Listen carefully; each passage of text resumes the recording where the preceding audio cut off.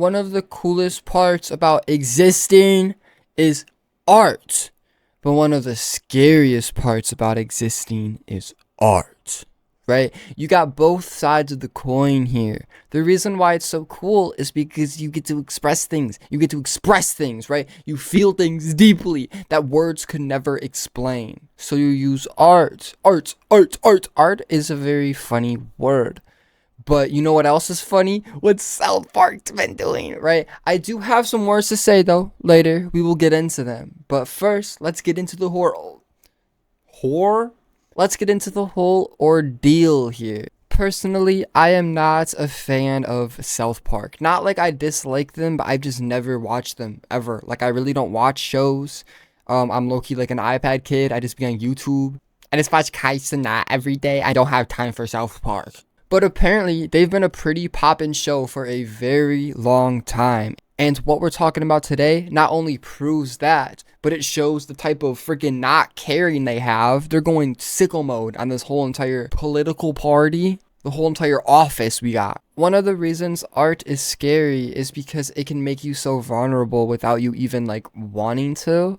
Like when I was younger, I used to be afraid that other people had an imagination. Like they could just imagine me without a shirt on. I wouldn't even have to take it off. So if I was like, I don't want them to see my stomach, but then they imagine me without a shirt on and they see my stomach, I'm gonna be like, bro, it makes me feel like I have no control over my vulnerability. It makes this whole entire experience feel more fragile. The fact that we can just imagine different futures and picture them in our head instead of actually getting there. Like, stuff like that is so crazy, and it's kind of scary. But that's the type of attack that South Park went with, and they used it, and we're focusing on that right here today in this very video. So let's get started. I have ChatGPT wrote a little summary. I know it's ChatGPT, which is kind of annoying, but I had them use sources, and I checked every single one, and it's perfect. It's beautiful. No lies here. It just used some words that were really funny, but I'll just like talk about how I have no clue what they mean, so that would be cool. So here's the latest on the current South Park situation as of July 2025. Big news in the season 27 premiere. So there was an exclusive streaming deal. On July 21st, Trey Parker and Matt Stone, which are the creators of South Park and the writers, they signed a $1.5 billion contract, right? A 5-year deal with Paramount. It's basically for 50 episodes. Y'all, $1.5 billion. I thought they fell off. I thought South Park was like The Simpsons. The Simpsons might not even have fell off either. But I thought they like weren't that up anymore. I thought they weren't popping. I thought they were past their prime. But $1.5 billion really shows, it really nails in the fact that they are not falling off. In fact, they are pretty up. Like, this deal is worth more than some country's GDP. You could buy a country with the amount of money that it's got for freaking South Park. Their season 27 premiered on Comedy Central on July 23rd, but it was originally planned for July 9th. So it got delayed. We're going to talk about that later, though, but that's a pretty big point. So they had a controversial premiere episode. And that's basically what a lot of people are talking about. So there was bold satire. The opening episode mercilessly skewers. I don't know what any of this means. Is what I'm talking about. Who does ChatGPT think I am? I'm not using these words in my everyday life. The opening episode fires shots at Donald Trump and depicts him naked in bed with Satan, mocking him basically, just like being like, "You're dumb." And this is what I'm talking about. This is something that we don't have footage of in real life. I wouldn't be surprised if there's footage of it in real life, but it's not public. No one actually has seen Trump in bed with Satan. So it's the type of stuff where art can make that a possibility, which is freaking terrifying if you're the one who's in the possibility. So it really can be used as an attack, as we see right now. It is kind of crazy. The White House even responded. That's like, what the freak? I would never expect that. There was also an AI deepfake segment where instead of looking cartoonish like South Park normally looks, they actually took like real looking Trump and AI deepfaked him nude in the desert. And he was delivering a parody endorsement of, "I'm Donald J. Trump and I approve this message," right? That might have been why they responded. That's pretty. That's like extreme. I didn't even know that was legal. I don't know that was allowed. That is a little bit extreme. I feel like that's the type of stuff where you would air that, or even before you air it. There are people who are like, no, no, no, no. But for some reason, it's just allowed. Kind of crazy, but I guess they got the right reasons here. But we're gonna talk about that in a second. The reaction and fallout was basically the White House backlash. A spokesperson, Taylor Rogers, slammed the show as a fourth rate. Don't know what that means. Don't know what that means. Who the freak does ChatGPT think I am? What is a fourth rate? I assume it's a bad thing, just saying like it's a bad production, and accused the political left of hypocrisy in supporting the content now that Trump is the target, right? That's what I want to talk about here. Is it bad to low-key agree? Is it bad to low-key agree, bro? I think it is the exact thing. If this happened to anyone else, if this happened to me, if this happened to my family, this would be terrible. This would be really, really bad. It would be mean. It would be bullying. But just because it's the president, it makes it okay. Like, I do understand that a little bit, but there is a side to me where it's like, it's not good to fight fire with fire. We were all taught in first grade that we should only give out what we want to be received, right? We treat others how we want to be treated. And this is one of those situations where when we're going so extreme to the max, and then you got so many people that are cheering them on for doing that, what can they do back, bro? What are they going to do back? They have so many options at their disposal. Like, who do you think has the most technology in this country? The government? Yes. Imagine what they could do to fight back, bro. They could deepfake every single citizen into doing the most sanest things in the world and just start sending them to our relatives. Like, the amount of power they have over certain things is kind of crazy. And we're just coming at them like they don't got that power. They're the ones with the nukes, y'all. We can't be fighting fire with fire.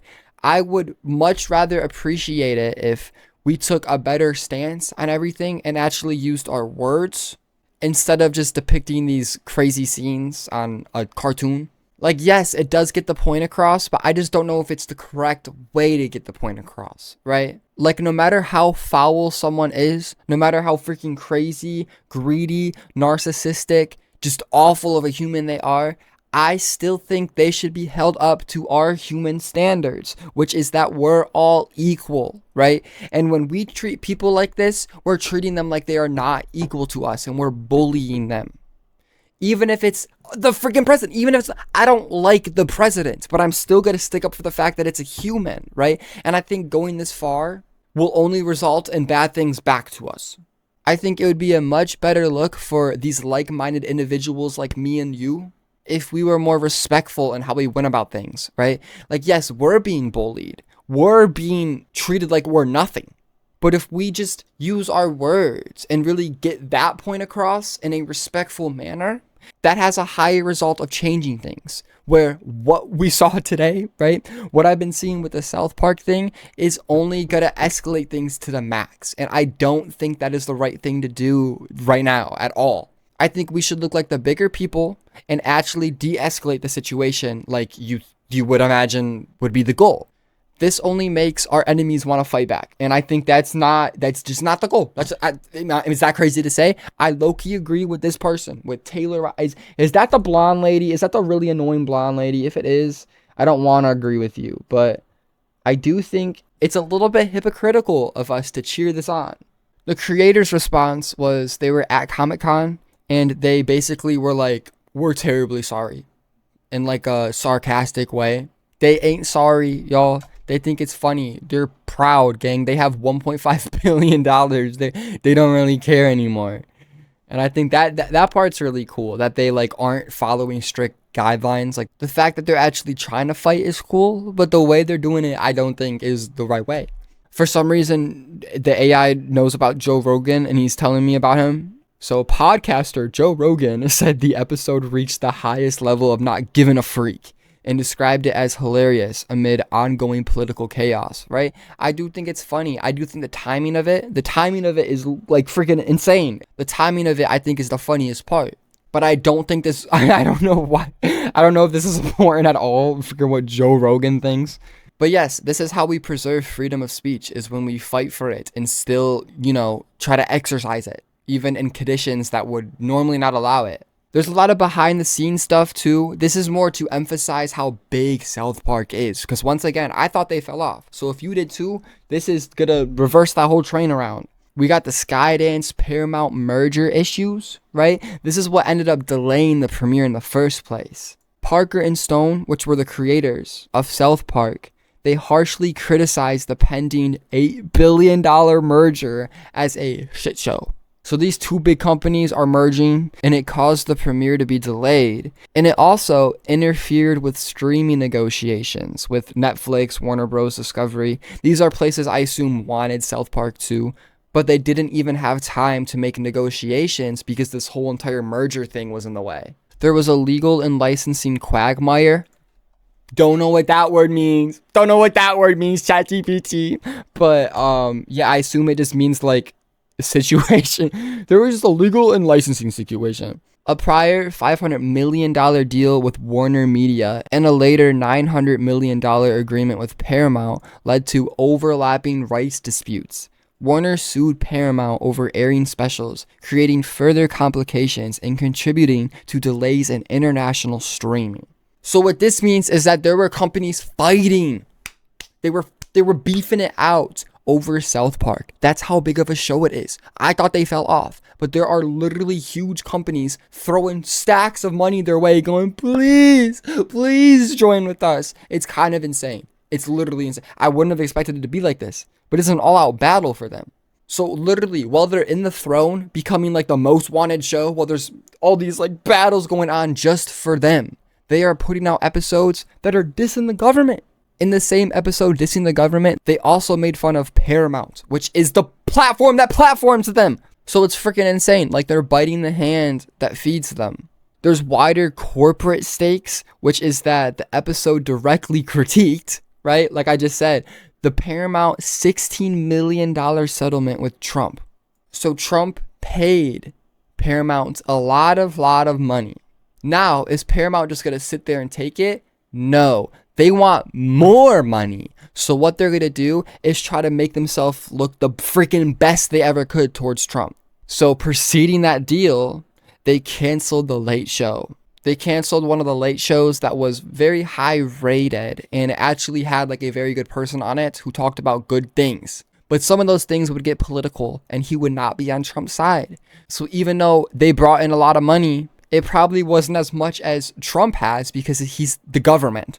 So Paramount wants the most amount of money possible, so they cancel the show that doesn't agree with Trump, just so maybe Trump will give them a little bit more money. I think that part is terrible. I hear that part being talked about so much, and I think that's really sad because that treads the line of like freedom of speech, right? Freedom of expression, freedom of media, all of that.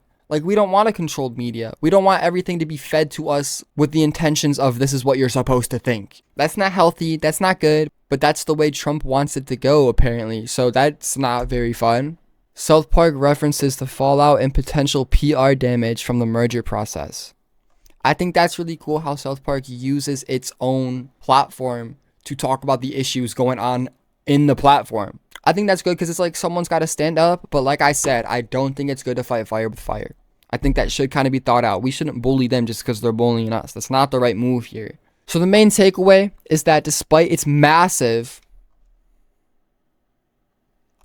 $1.5 billion deal, South Park is not holding back. The season 27 premiere aggressively challenges both Donald Trump and the streaming/network side that bankrolls the show, reaffirming its legacy of fearless satire. Crazy, bro. Chill. The timing with Paramount's merger and political tensions only amplifies the controversy. I think that's the funniest part of it all. That's what makes it basically be a home run, is the fact that the timing of everything is astronomically perfect. It's beautiful. But like I've been saying, my words are just to be more respectful about it, right? Like, I understand that this is funny, this gets the point across, but it comes off like it's attention seeking. It doesn't come off like they actually want good at the end of the day. It comes off like they just want to be in the middle of the spotlight, you know, being South Park. It's like when Kanye went from making good music to making music that was literally made to just get as much attention as possible.